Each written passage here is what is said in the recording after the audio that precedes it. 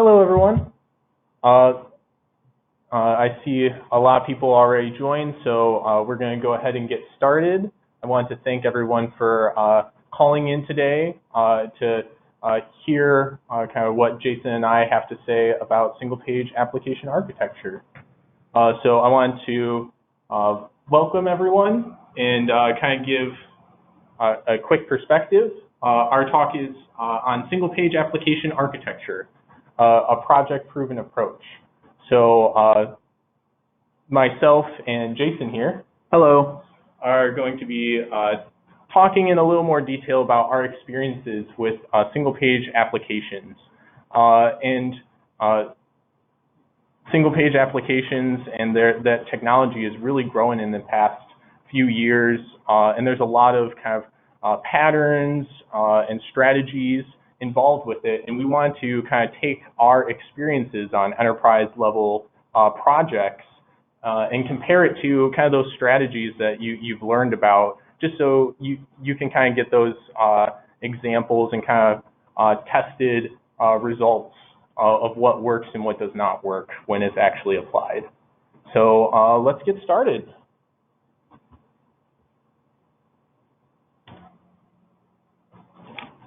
So quick introduction for the both of us. My name is Jeff Sallans.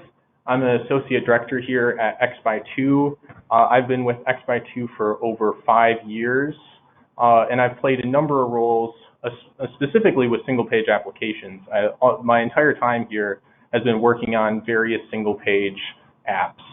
And so I've started as a senior developer here, and I've worked in kind of the financial systems domain, working on a Durandal and Knockout application, and that was a multi-year project. And then I moved over to a life insurance application, which used AngularJS as the tool of choice. And after working there a few years, I moved on to property and casualty insurance application. And this was kind of a top priority multi-year modernization project as well. And this is where I kind of switched from a senior developer role into a UI architect tech lead role. And I chose kind of React for that application to kind of move forward with. And just recently, I've been working this year on a healthcare application, another multi-year modernization effort. And this time, for those that are keeping score, I'm using Angular 7, so I've worked in 4 different technologies over these last few years. And Jason, you want to introduce yourself a little? Sure. So I'm Jason. I'm a senior consultant here at X2. I've been with X2 full-time for a little more than 2 years, but I actually interned for 2 summers as well, so it definitely feels a lot longer than that. Like Jeff, I've worked on several multi-year modernization projects in single-page apps. I worked with him on the insurance PNC application in React. Got a chance to work as a senior developer and play some small tech lead roles there. I've also worked on other systems such as point of sales. Definitely know the experience of how fast things move. The first time I was in a single-page app architecture, the technology we used was AngularJS, so that first Angular version, very different than Angular 2+, and of course very different than React. So just moving right along to go over who X2 is in general. So we are a consulting company in the insurance and healthcare industry mostly. To point out what makes X2 unique, that graphic on the right is what I'll focus on, in that we work on transforming enterprise level initiatives. And we've been around for a little more than 20 years now, so we definitely like to bring in that experience we've gained over these 2 decades. We have 2 offices now in Detroit and Toronto, and a little more than 45 employees. Moving right along, what we want to cover today, first we'll talk about just the value of a single page app. We'll get to this in a second, so I won't speak to it too much, but we do think it's important to talk about why are we even using single page apps.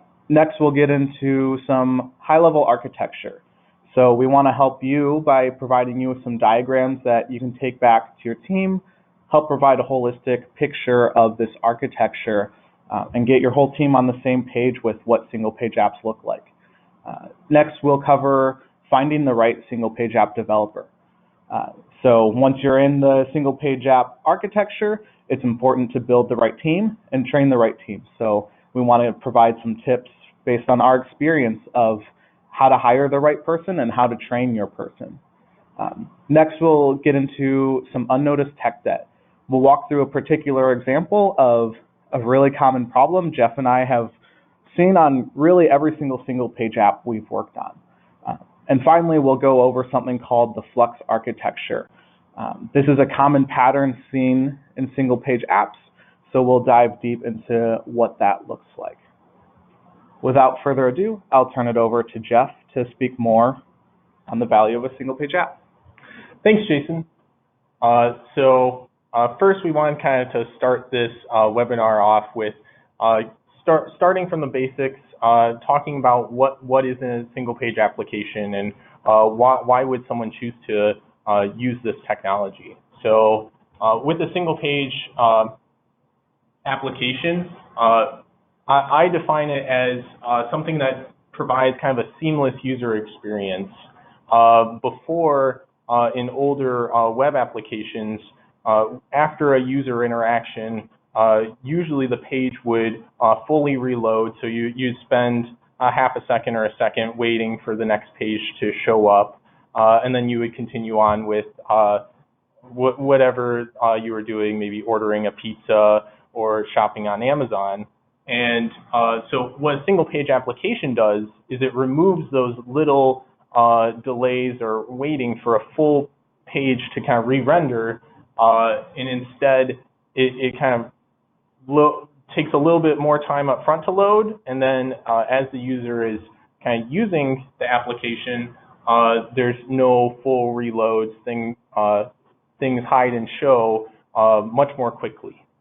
And as kind of a result of this new trend, we also get the opportunity to have a little more rich user interaction. So you might think of like a chat application or like a shopping cart on your site where it interacts really carefully with how the user's kind of going through the application. It's not just they click a button and it re-renders and that's it. It can kind of follow a user along as they go through their website.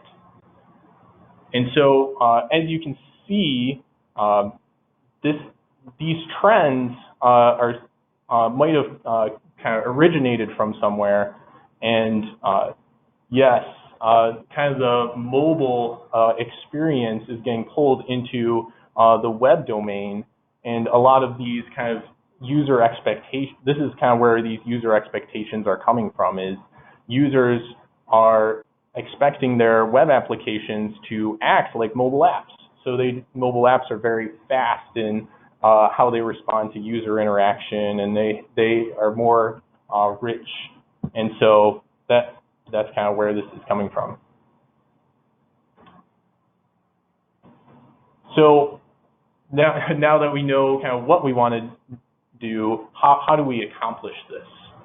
And so over here I kind of have a breakdown of, so you can kind of visualize kind of the responsibilities of our applications. Typically you have a browser that does your front end development and has your front end code, and you have a server that will have your back end code. And so we'll look at the model view controller. This is the older paradigm that I was talking about, where usually after each kind of user interaction, the page goes to the server, runs navigation, business logic, authentication, and then returns the next page to render. And So there's kind of like an order of magnitude between the quick interactions of input formatting on the browser side and kind of making a call to the server.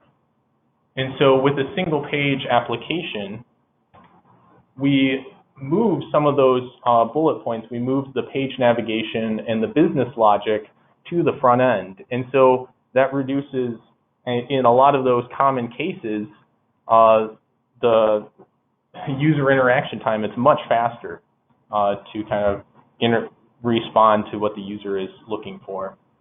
Although we can't get rid of the server processing completely, authentication is really important to handle on the back end, and persisting the data is also something that we can't move to the front end. So what I want to do is, we talked about moving more things into the front end, and I want to lay out a high-level architecture because now you're probably envisioning that those two lines, even though they looks pretty small, that's a lot of code. That's probably like 80% of your code is moving from the back end to the front end if you're making this switch or using the single page app paradigm. And with older kind of organization of the front end code, it can't handle all that new it can't handle all of that new code coming. So we break these kind of sections down into three kind of parts. And so I kind of listed out Angular and React here. These are two very popular single page application technologies to kind of align some terms as we continue our discussion. So first is kind of the rendering view, and this is essentially HTML.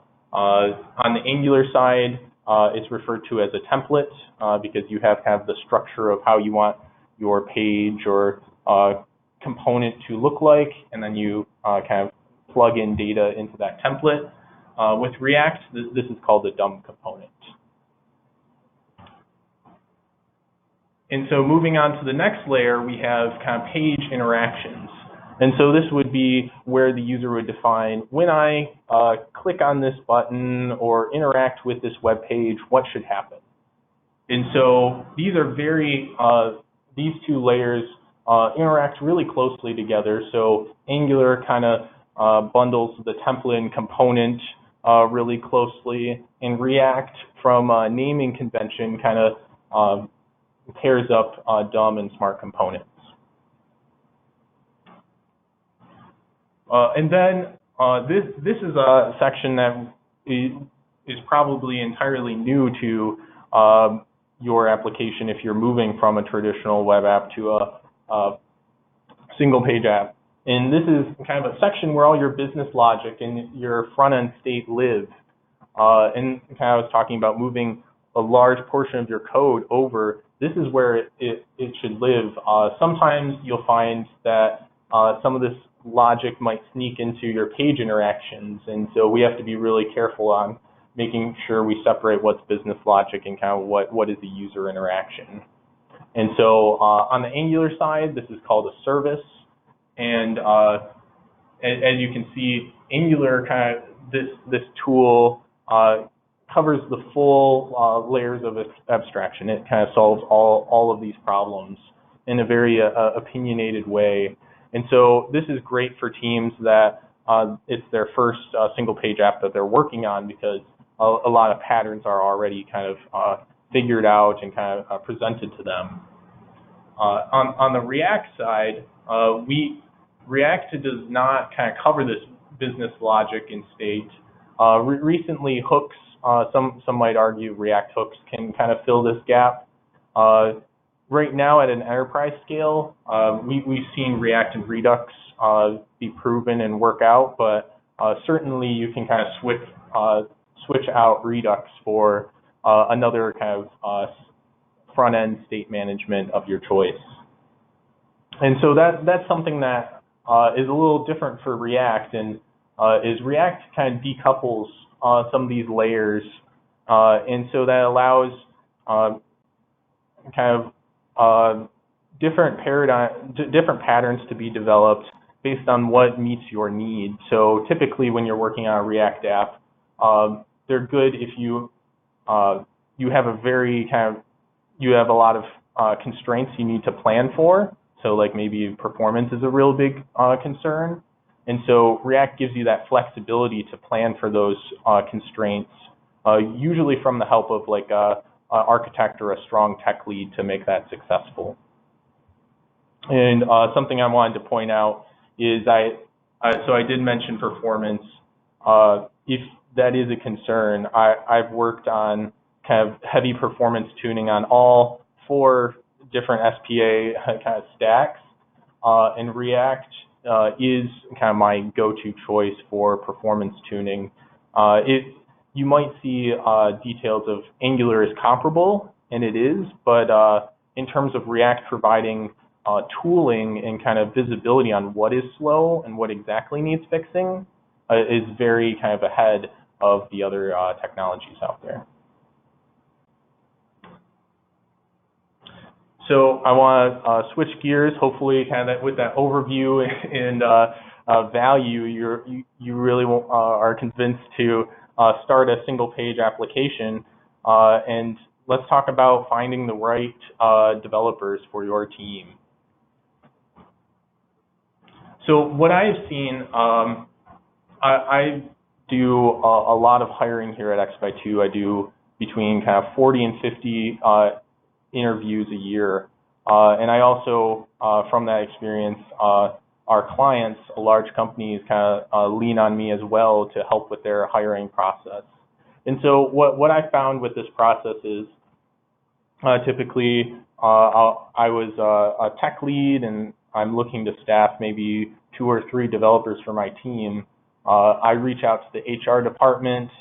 They would ask me, give us a job description and a list of skills needed. And what the HR department would do is kind of take that information and return kind of what you see here, a resume with keywords highlighted that matched, and I get a 30-minute phone call to like a high-level discussion to see how if the candidate is a right fit for the team. And so from this process, I can kind of reflect on how it turned out. From my experience, this method of hiring through kind of their skills is difficult to do for single page applications, because someone that puts Angular or React on their resume, it's hard to measure how much experience that is. So for our case, we needed to do additional training, and since we didn't catch that this person needed additional training up front, we assumed that they had the skills needed. There was a little bit of unnoticed tech debt for a while, and Jason will be talking about that in a little bit. But also something interesting is we noticed that developers hired this way usually had a smaller scope for their tasks of what they could take on compared to the other method that I've used. And so let's kind of compare what has been working for hiring for my team. So my preferred strategy follows something closer to what we use at X2 for our interviewing method. And this is where we kind of evaluate not on technology, but on capability and experience. So we look at kind of your enterprise experience. If you have experience with Angular or React, it's very different from a personal project to an enterprise level. Some of the scaling and critical concepts really get challenged when you have a multi-year project. And also, we also like to kind of evaluate core concepts. So instead of drilling into details of how does React, how would you do this in React, how would you do this in Angular, I like to lean on kind of like in JavaScript, asynchronous code is really common, and so I like to ask developers how they see promises, how they debug them, or maybe if they're using like observable patterns, how does that compare to a promise? And I mentioned performance before. That's another thing that is a little more critical in an enterprise setting. So kind of asking questions more on, have you seen this problem before? How do you tackle it? Is usually gives me good answers for evaluating candidates. And the last thing I like to kind of touch on is their process. And so this kind of goes back to the smaller scope. If in our interview process, we like to kind of ask questions on, like, given this ambiguous question or problem, how do you go about solving the problem? Do you have a method of breaking things down that you can kind of show me? And that really gives me a good understanding of scope when they join the team, of how much they can take on. What I found works best for evaluating this is if you have time to do kind of a thought exercise. So if I had this problem, what are the first questions you would ask?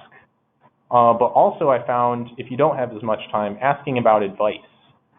So like, what is a typical interview question I would have is, if you're having problems with code quality, what are some tips that you would give to more junior developers to kind of help solve that? And so that way you get more of an open-ended perspective instead of restricting your candidates. So with this approach, I've gotten people that ask me this question: why do we want to hire someone that might not know React to train them on it? Wouldn't it be much easier to hire someone that already knows this technology?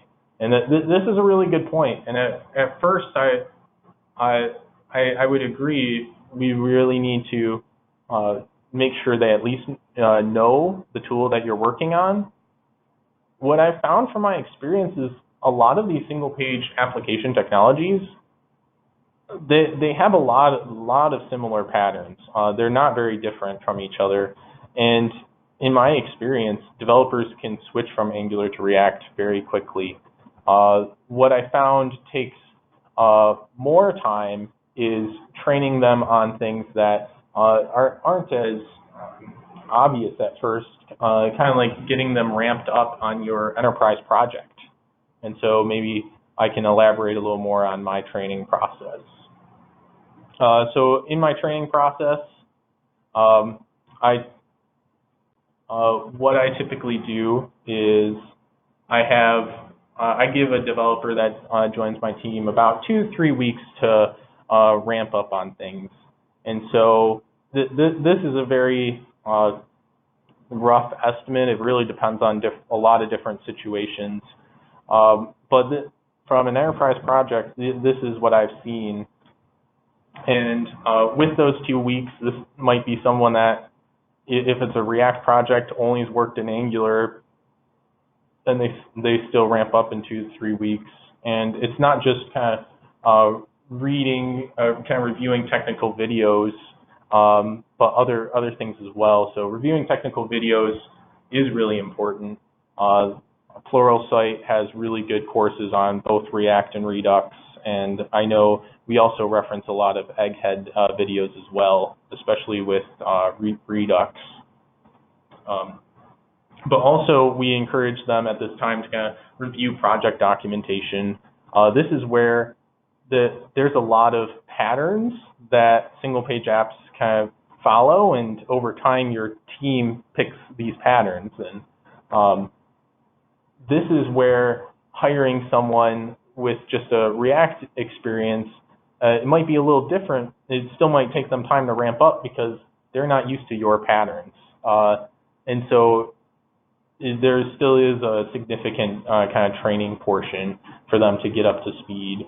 And so reviewing documentation is useful for that. Obviously, while they're ramping up, they'll be setting up their development environment.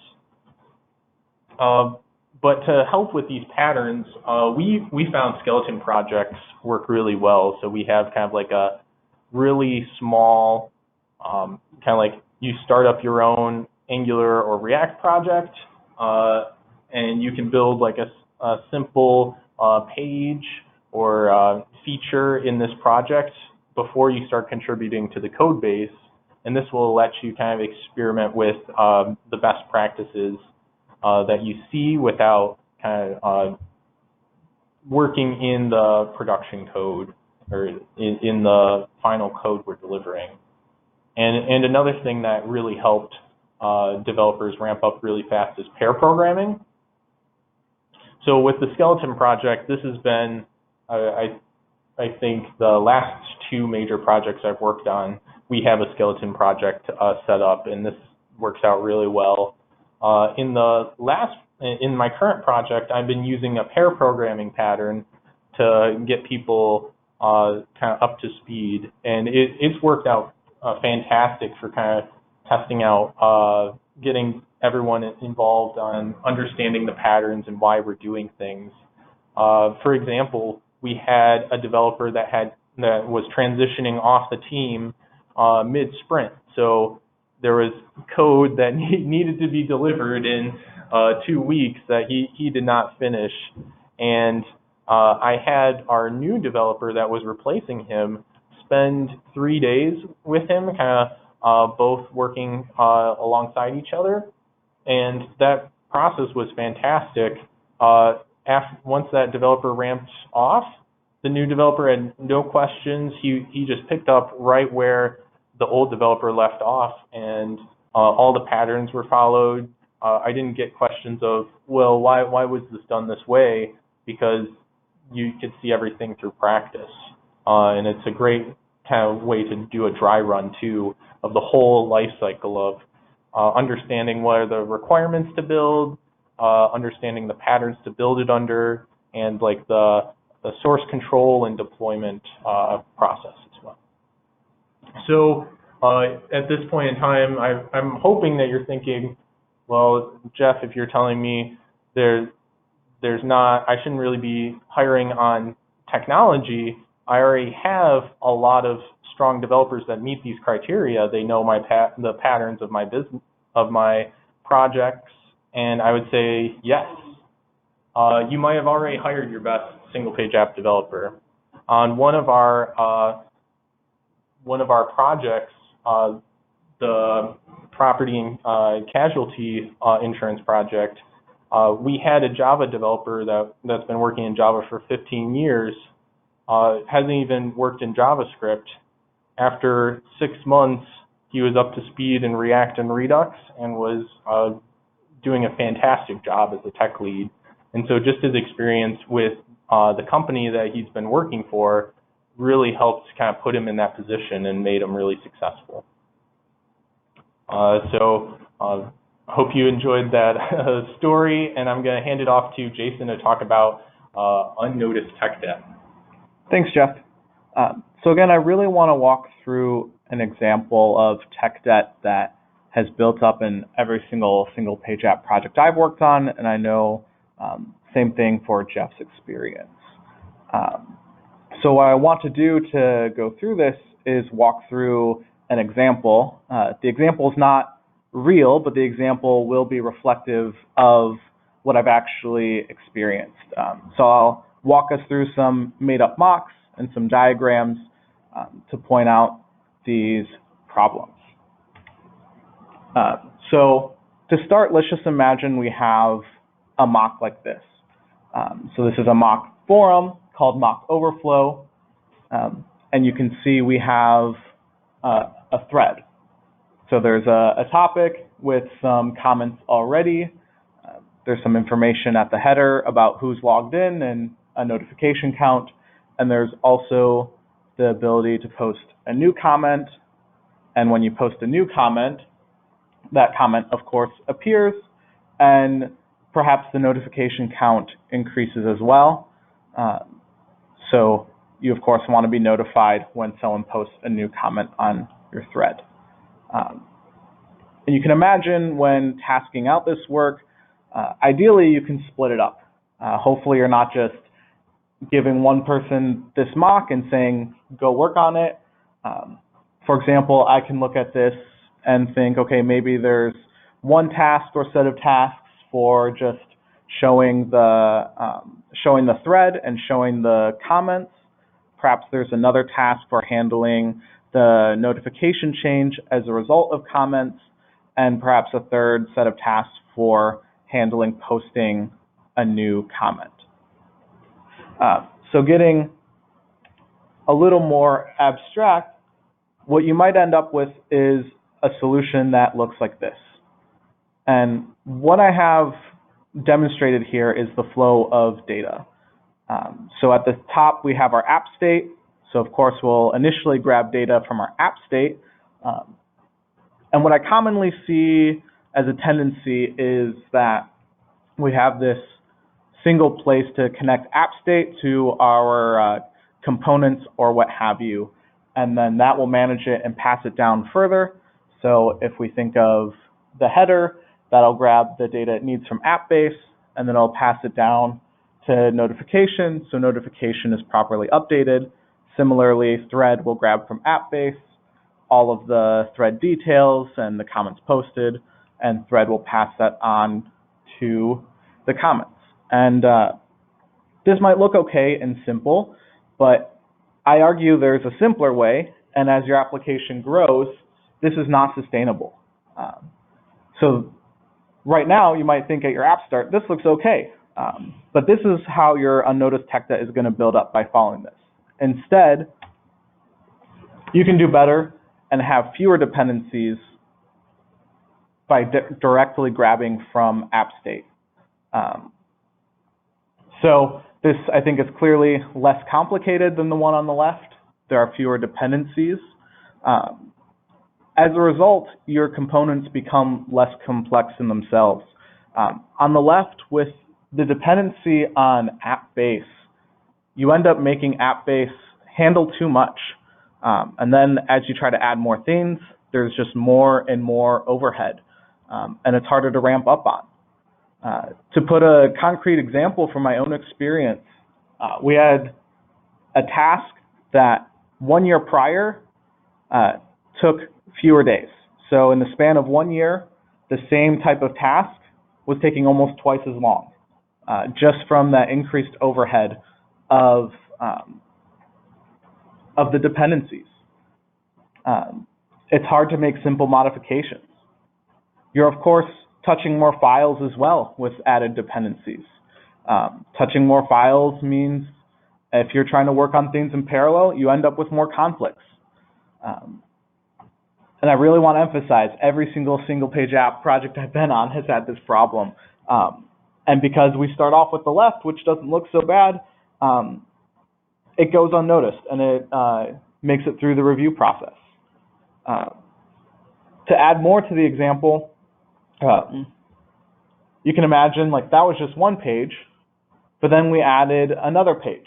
Maybe we added a search feature that wanted to show the comments based on some criteria.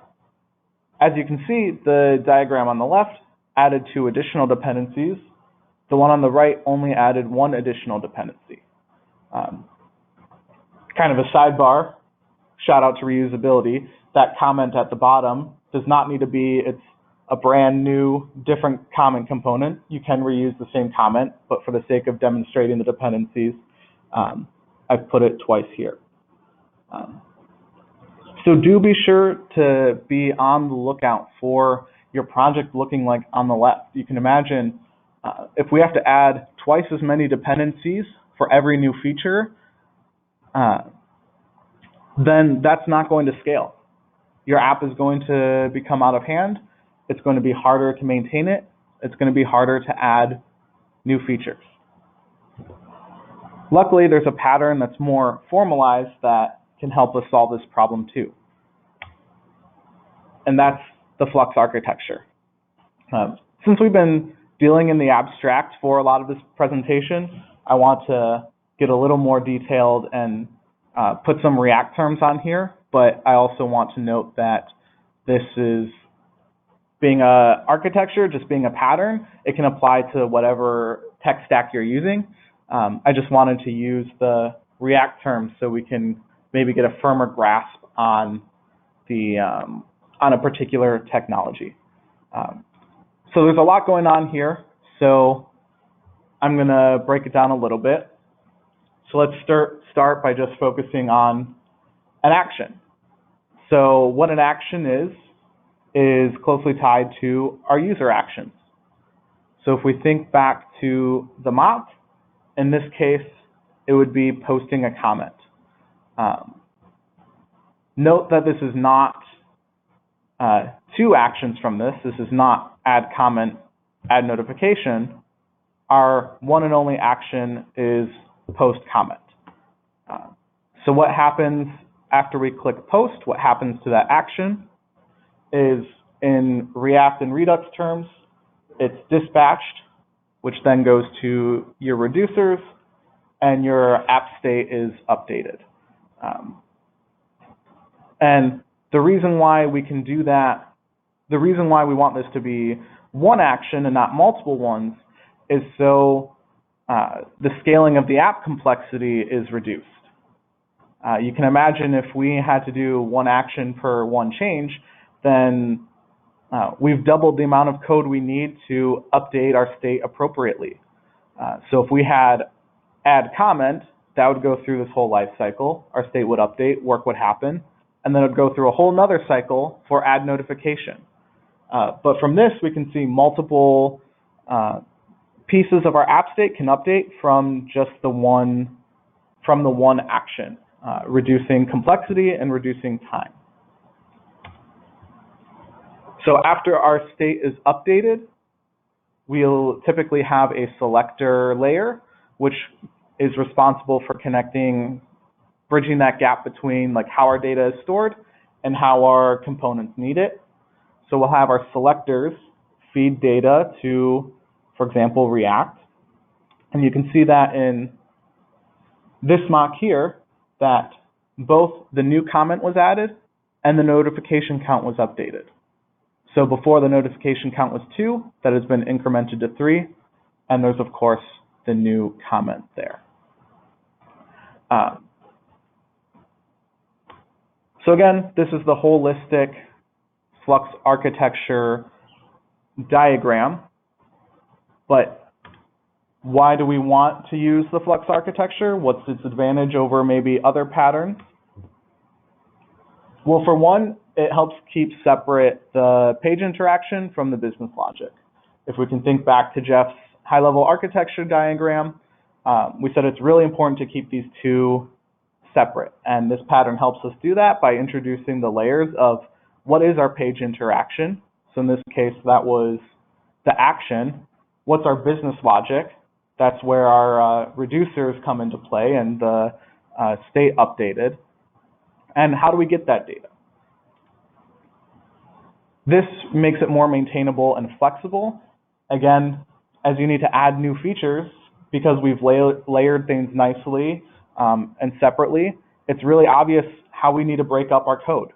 It's really obvious when things happen, where things should happen. There's not, does this belong in my component? Does this belong in Redux? Does this belong somewhere else? Do they belong together? No, we've layered exactly how they should be separated and where that logic belongs.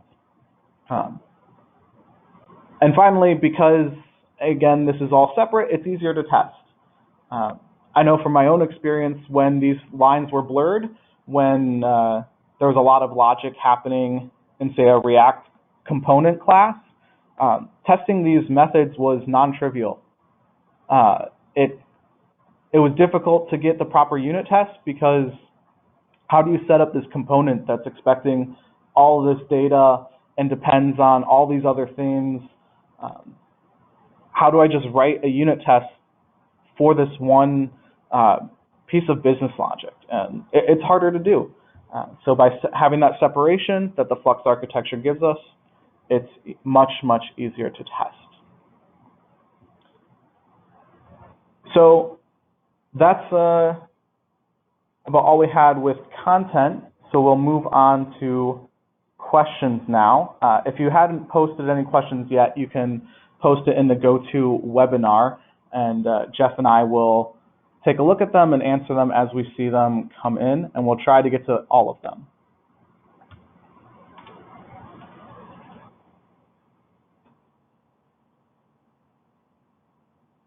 We should have gave them a longer heads up. Yeah, we meant to say that earlier, and I apologize that we did not mention that. Yeah, that's okay. Maybe something to touch on that Flux architecture. I'm glad you showed that, Jason, because it was really critical in kind of both these latest projects that I've been working on. And if you want to learn more about Flux architecture, there's a fantastic talk by Facebook put on that kind of demos an example similar to that that we showed you, to give you a really good perspective on how to really leverage it. Because I've noticed with Redux, a lot of people don't have a good grasp on that exactly. Do we have a question? You probably full screen that.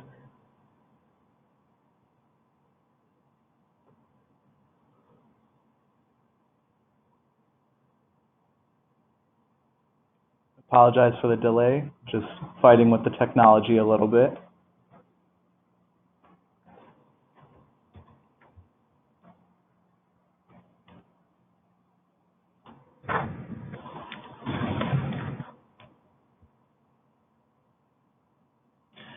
Okay, perfect. So the question is, if I have a team that used to the MVC approach, would you recommend Angular or React as a stepping stone for using your single page application? Jason, you want to take that one?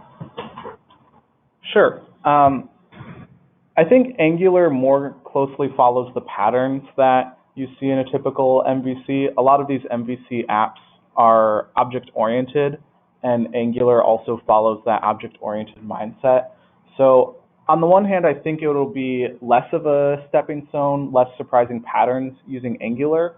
That being said, I still think there's a lot of value to React, and just because it's a new pattern doesn't mean it has to be scary. And if you're confident with your developers' abilities and they understand core concepts, even moving from like an object-oriented to functional, which React is more functional, is not necessarily like a huge jump. It's not going to necessarily be detrimental to your business.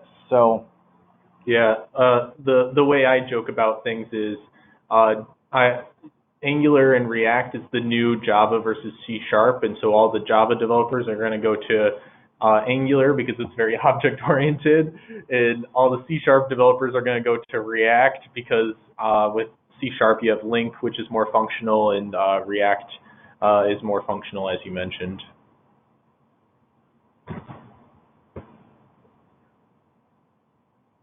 Do we have any other questions at the moment? So another thing that I wanted to mention is at the end of this presentation, we'll be sending out the slide deck along with the diagrams we produced as kind of some resources for you, so you can kind of take this back to your team and help kind of show things off to them as well.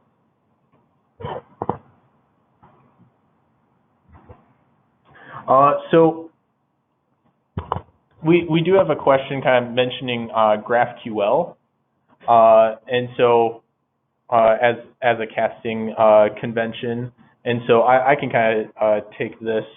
So GraphQL, there's some technology called Apollo that works well with your single page application that uses GraphQL, and with kind of the solution that GraphQL solves is it's really kind of like a API gateway solution.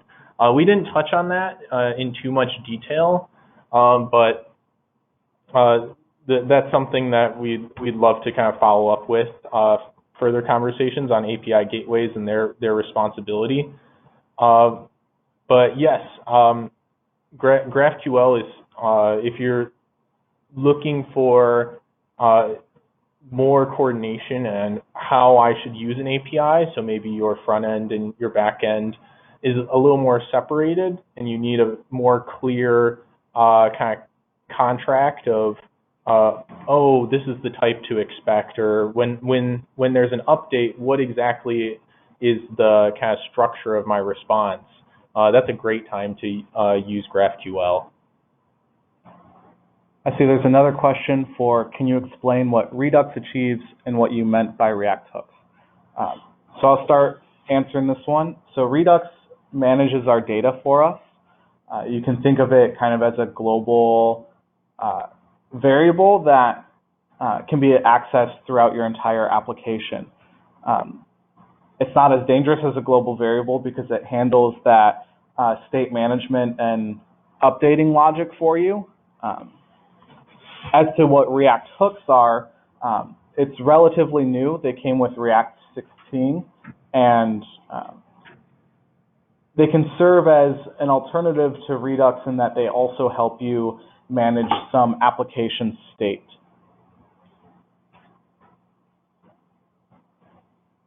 Yeah, I see React hooks as it's a great solution, and it's kind of growing in a lot more capabilities in terms of kind of the tooling around Redux, and kind of it's a little more powerful for like an enterprise solution where React hooks, maybe you have a smaller project and it works better on kind of medium to small projects because it kind of solves the problem of Redux is a little more verbose, a little more heavy.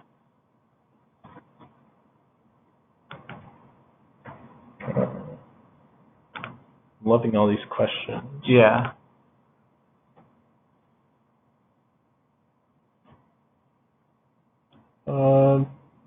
You want to Yeah, why don't we tackle this one? In your opinion, what is a disadvantage of having the front end handle most of the logic?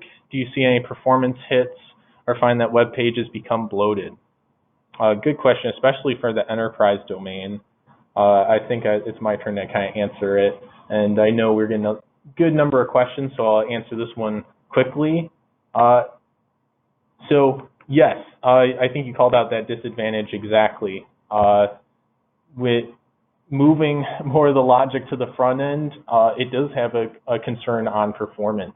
Before, your servers were doing all this computation, and now you're expecting people's browsers to do the computation. And what a lot of designers, like developers, are not expecting is your mobile devices are doing this computation, which is a lot less intense.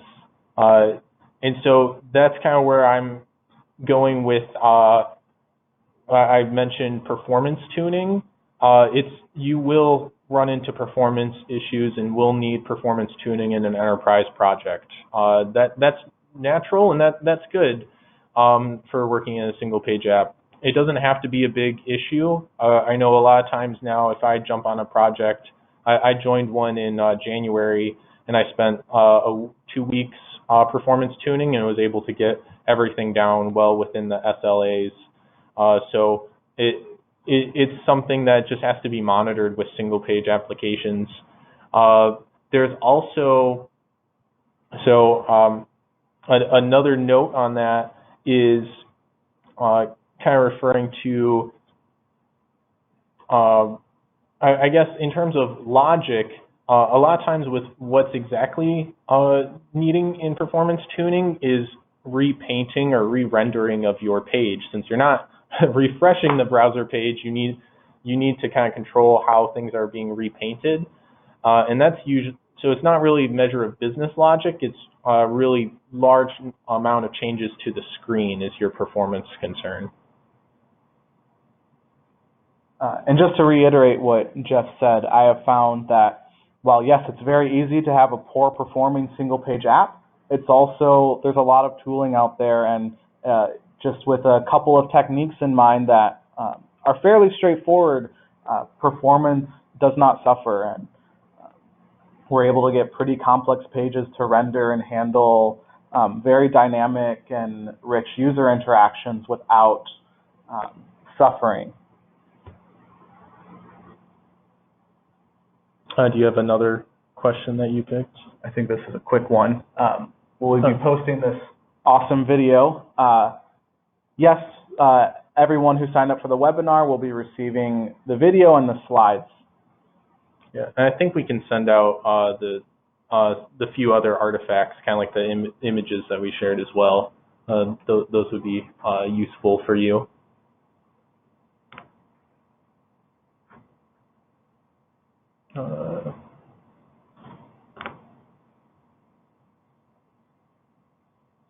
Yeah, I like this question. Do you want to handle it, or you want? So I'll read it off.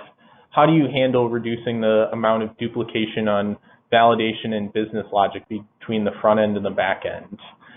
Is it just a cost of a single page application, or is there any architectures to reduce this? I'll maybe answer initially and then let Jeff weigh in on his perspective as well. You probably got it.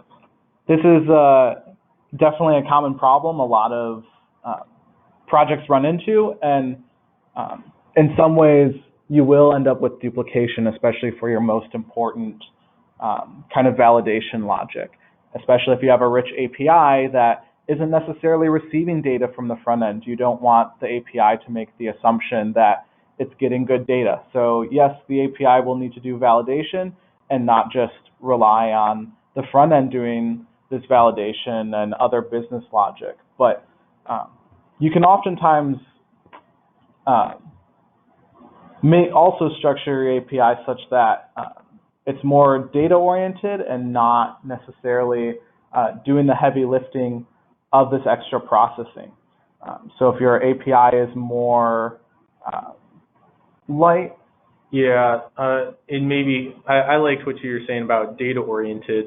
I found there's a very distinct difference in like validation in terms of what you want to show to the user. Like, oh, do we show them all the error messages at once, or which order do we show the validation in, and like which one's the highest priority? What's the custom message? I would expect all that to be on the front end. And that doesn't need to be duplicated on the back end. But I would expect your API to validate the quality of the data kind of coming in. So if you're sending maybe it's an email and you want your API to make sure the email is in a correct format, your API should kind of validate that and just kind of give an error. Like it can be very blunt and kind of 500 because your front end should be handling it gracefully and really handling those scenarios. The API is more just making sure you don't get bad data and security concerns, kind of like what we pointed out before. I know one interesting solution I've seen to this is they were able to take advantage of using a common library. So the front end was in React and their back end was in Node, and since they are both in that same stack, they were able to build a common Node library that the front end could bring in and their back end could bring in. So that was a very cool kind of solution where they're able to keep their business and validation logic dry without duplicating it. So we're getting close to time, so I wanted to mention that I'm loving all of these questions that your people are sending us. So we won't be able to get to all these, but we'd be happy if you want to really have a question that's burning. Please reach out to us, and so that's kind of how I want to end things today. Is we really appreciate everyone kind of being active and listening and all of these great questions. And if you want to continue these conversations, these are our contact info. You can reach out to us, and we'd love to kind of continue these conversations. And I know with single page applications, there's a lot of different things we could have been talking about. It was hard for Jason and I to kind of narrow down exactly what we wanted to include in this presentation. So we went with a high-level introductory approach and maybe some really important things that we wanted to mention. But we have a lot of experience in all these different domains, and we wanted to let you know that if you want to continue discussion on this, we'd be happy to. Is there anything else? So we keep mentioning this. Just to be clear, the recording, slide deck, and other resources will be sent out after this presentation. You don't have to do anything to kind of get those. We'll send them out to the emails that have registered.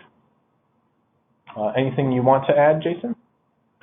Just reiterating, I'm happy to keep talking about either the topics we discussed or any other questions you might have, or if you just want to reach out, even if it's not about single-page apps. Love to continue the conversation, hear about what you're working on, problems you faced. So those are our emails on the slide, of course. Mine being the one on the right, jbrown@xby2.com.